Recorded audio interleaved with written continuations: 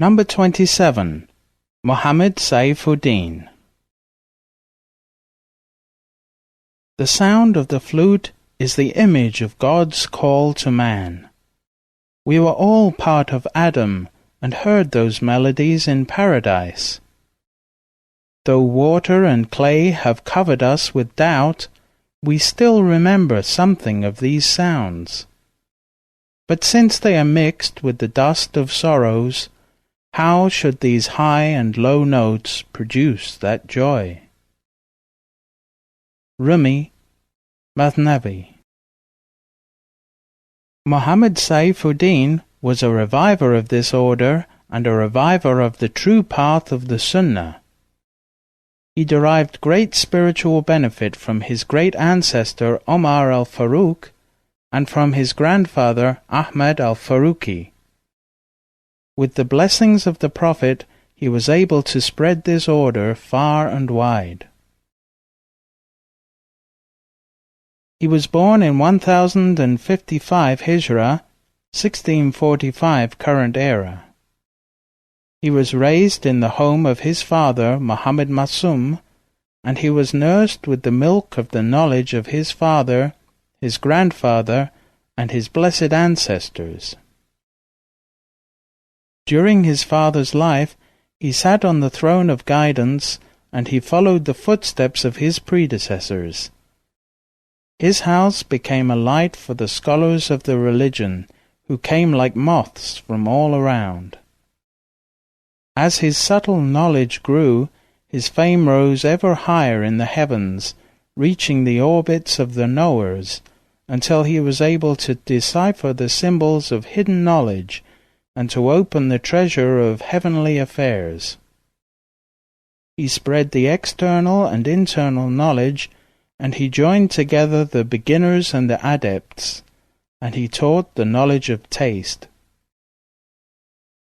On the orders of his father, he moved to the city of Delhi to spread the knowledge of the divine law and the light of the way.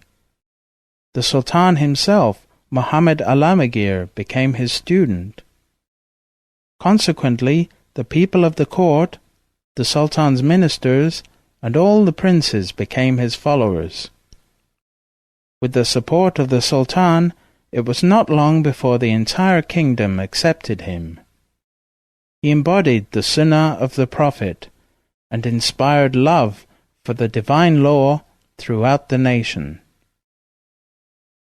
By means of the deep knowledge which filled his heart, he hoisted high the flag of Islam and removed the traces of ignorance and tyranny from the kingdom. Through the blessings of Shaykh Sayfuddin's companionship, God made the Sultan succeed in all his affairs and prevented harmful and unlawful conduct from occurring in the realm. The Sultan banished tyrants and oppressors. He kept the company of the Shaykh, following him as a student. Through the Shaykh's encouragement, he was able to memorize the Holy Quran. He spent his late-night hours fulfilling the obligations of the way, reciting the dhikr, while his daylight hours he spent looking after the affairs of his kingdom.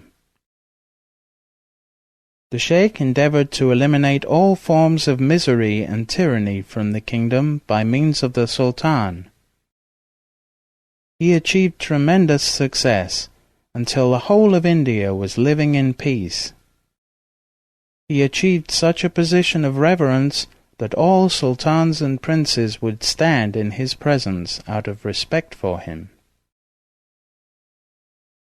One day, a man was standing with the other princes and sultans in the presence of the Shaykh. An insinuating whisper came to his heart, saying, "That Shaykh is so arrogant." The Shaykh looked at him and said, "You are right, because my pride is from God's pride." Once a man denied the truth of the Shaykh's words. That night he saw a dream in which a group of men came and attacked him. They beat him, asking, "How dare you deny the speech of the Shaykh when he is the lover of God?" He awoke to find himself in severe pain. He hastened to the presence of the Shaykh and asked his forgiveness.